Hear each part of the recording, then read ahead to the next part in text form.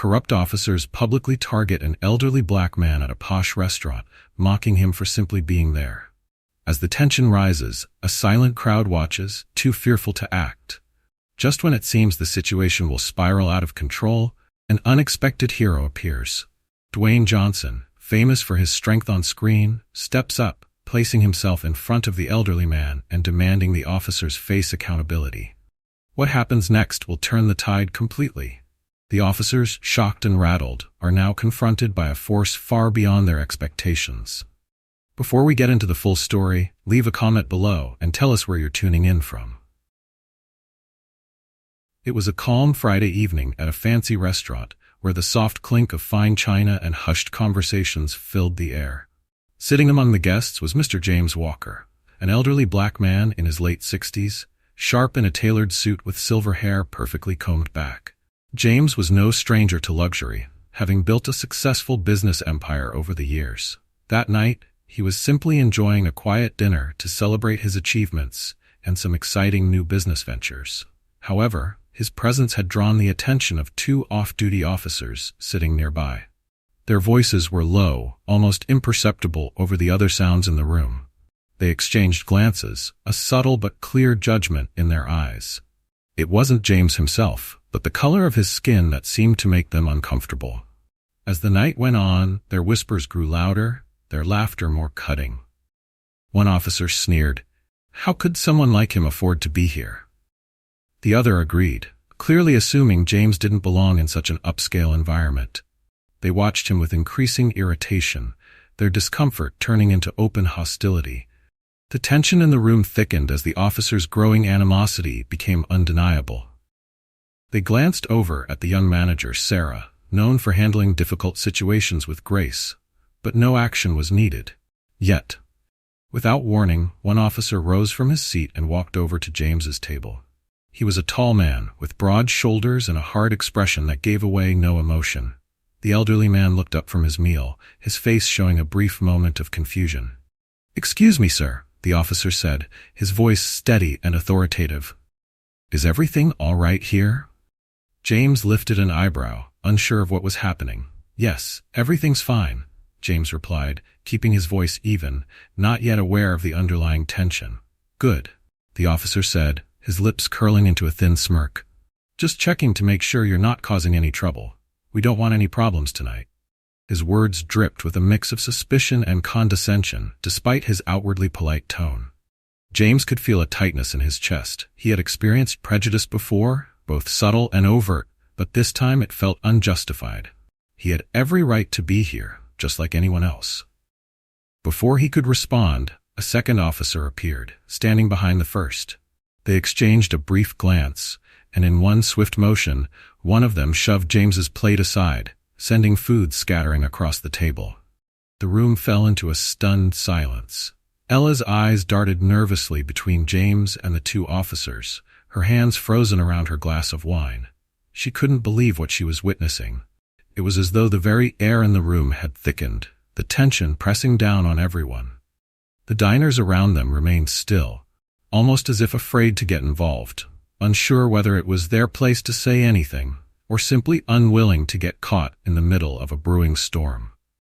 Ella had always been the type of person who stood up for what was right.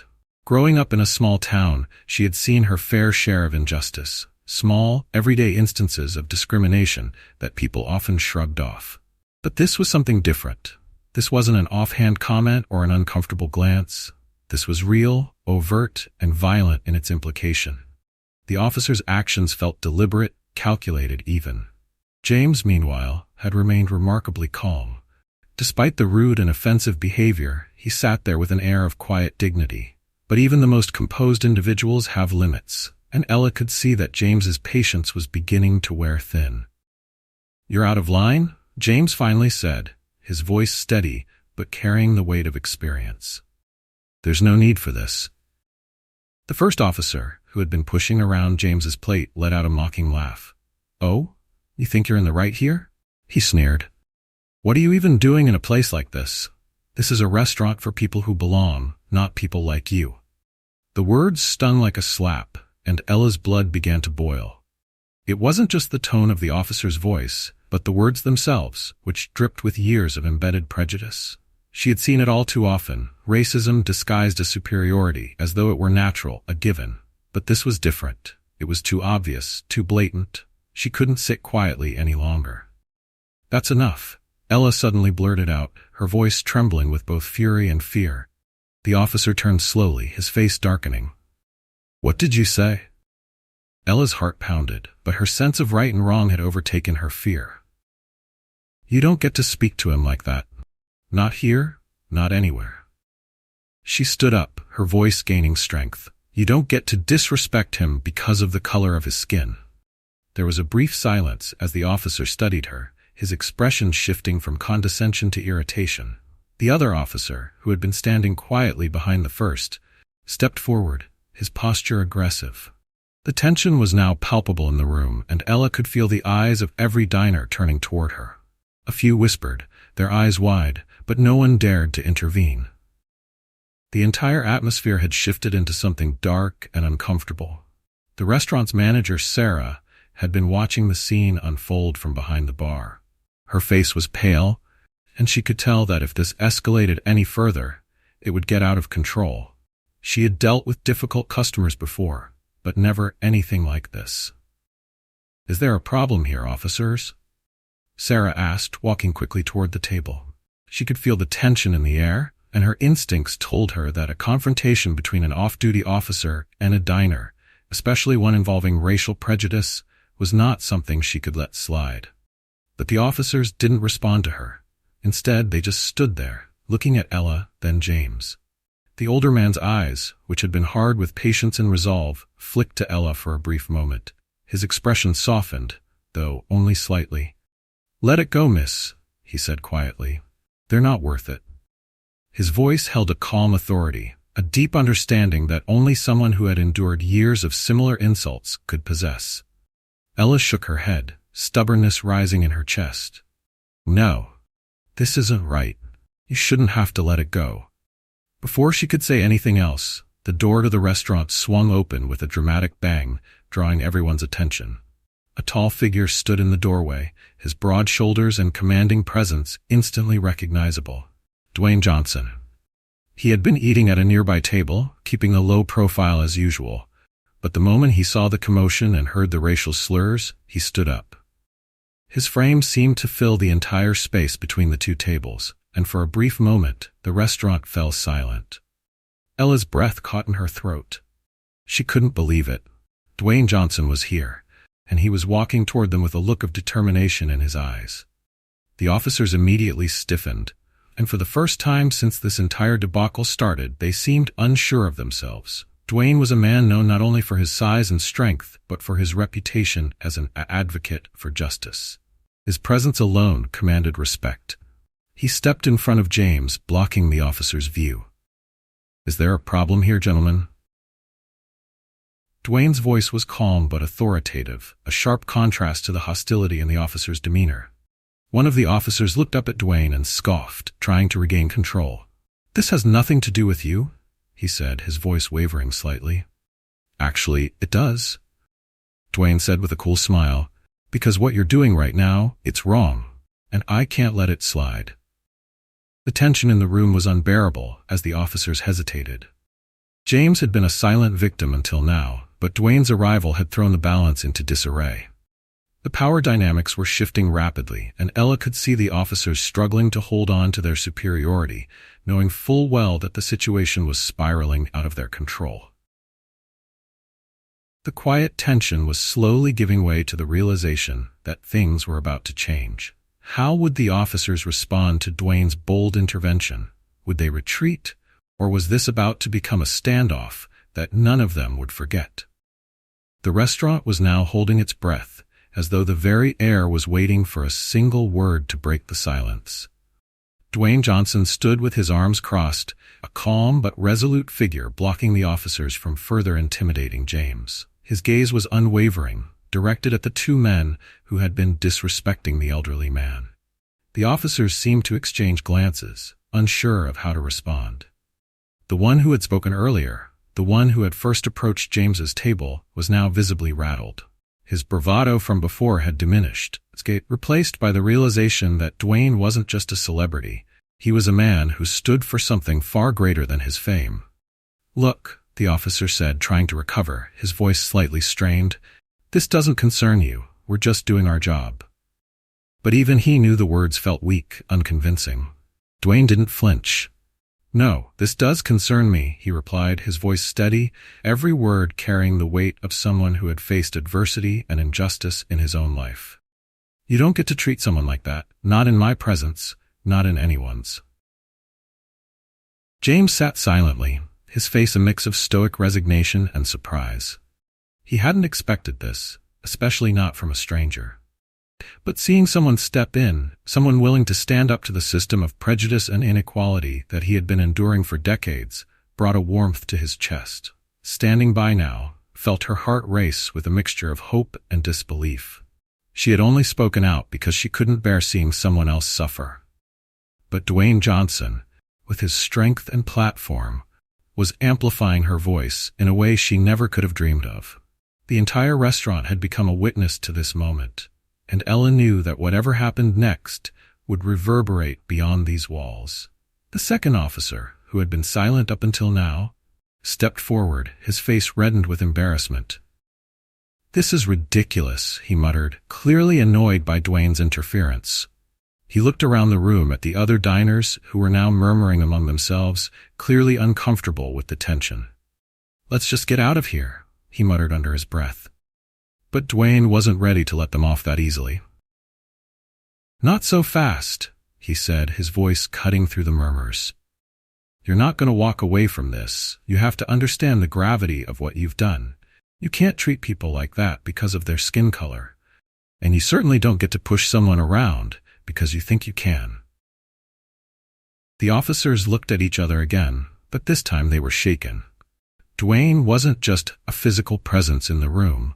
He was a voice for the people who couldn't speak up. And he wasn't backing down.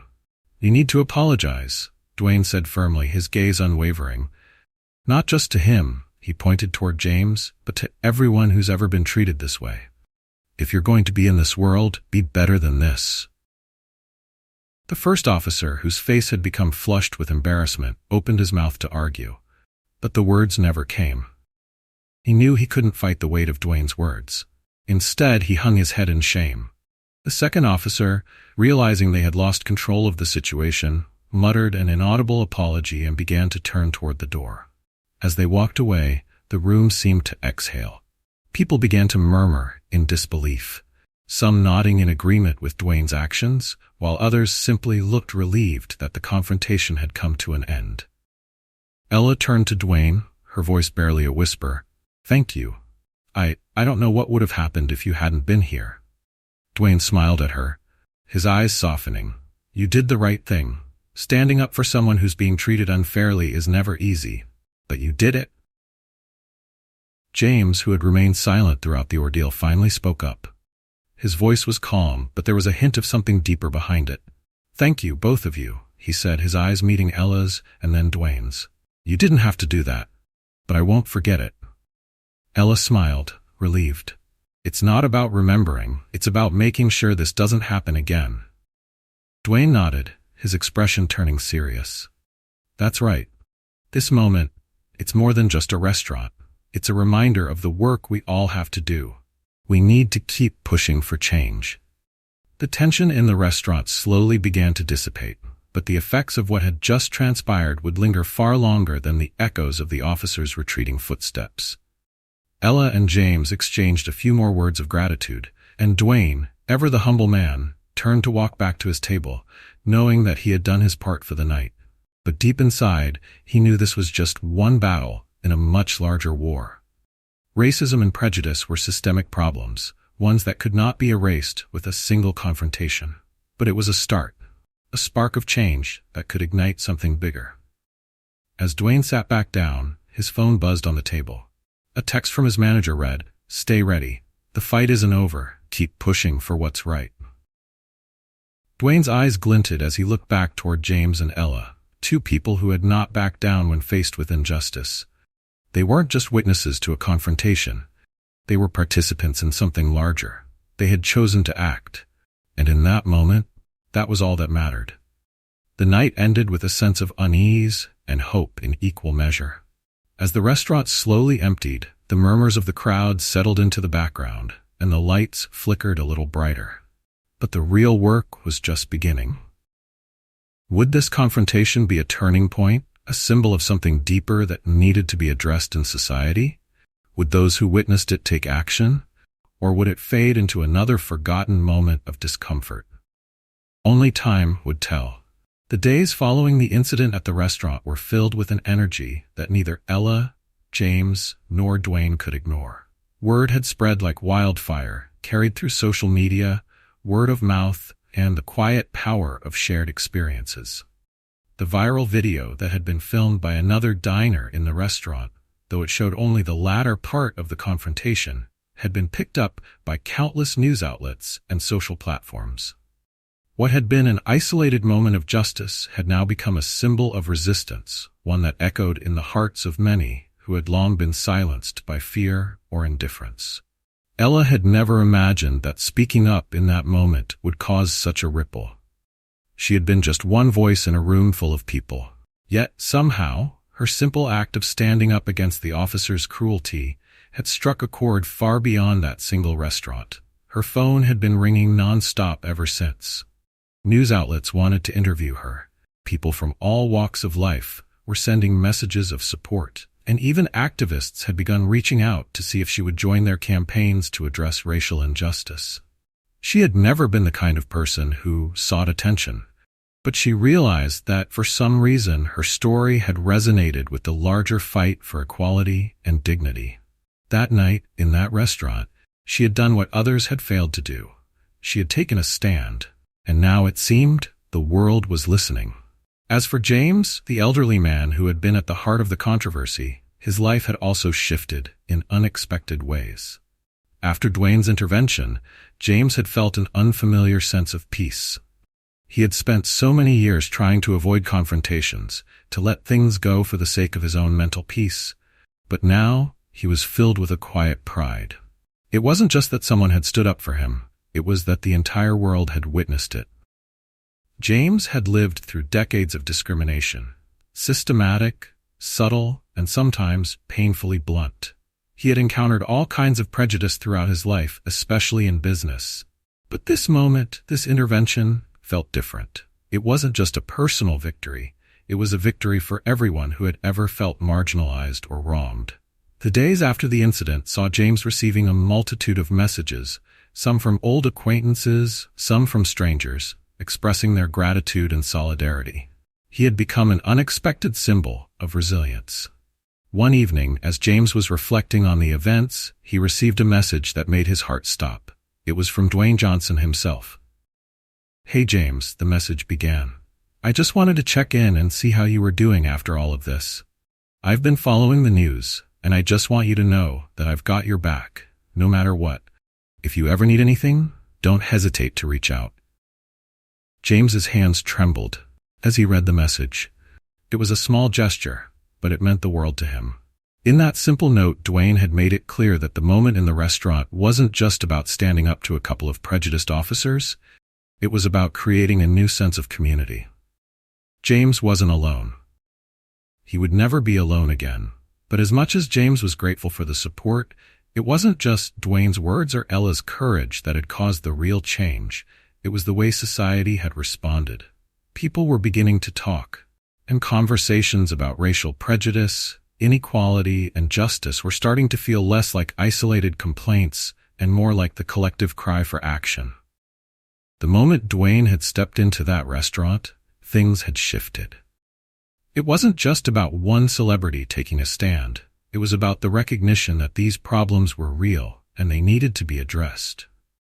Slowly but surely, people were starting to look inward, asking themselves what they could do to be better, to push for fairness in the small everyday moments that often went unnoticed. Months had passed since the night at the restaurant. The media buzz had faded, but the ripple effects were still being felt. The officers involved had faced internal investigations, though the results were far less satisfying than many had hoped. While they were reprimanded, it was clear that the systemic nature of their behavior wouldn't change overnight. But the fact that their actions had been so publicly challenged had sparked something. People were paying attention. Ella had become an advocate for racial justice. Her once quiet life now filled with speaking engagements and public appearances. She had never imagined that one night could change the course of her life.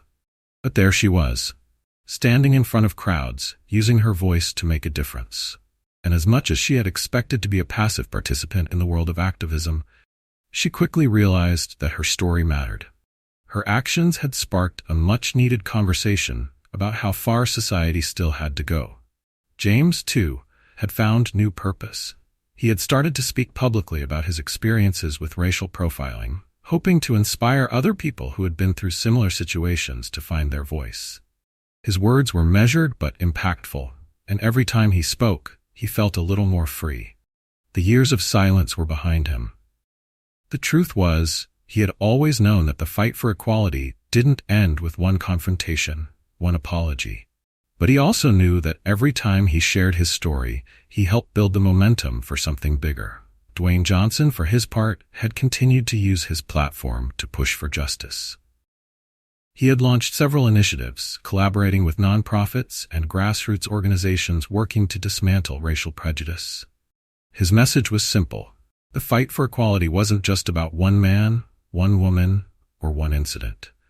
It was about the collective struggle of millions, and it would require everyone's participation to change the system. For Dwayne, it wasn't about the accolades or the praise. It was about knowing that, in his own way, he had helped create a turning point. The work wasn't over, but every person who spoke out, every person who stood up, every person who refused to stay silent, each one of them was a step closer to a world where prejudice could no longer thrive in the shadows. And as for Ella and James, they kept in touch. Their friendship had formed from a single, life-altering moment.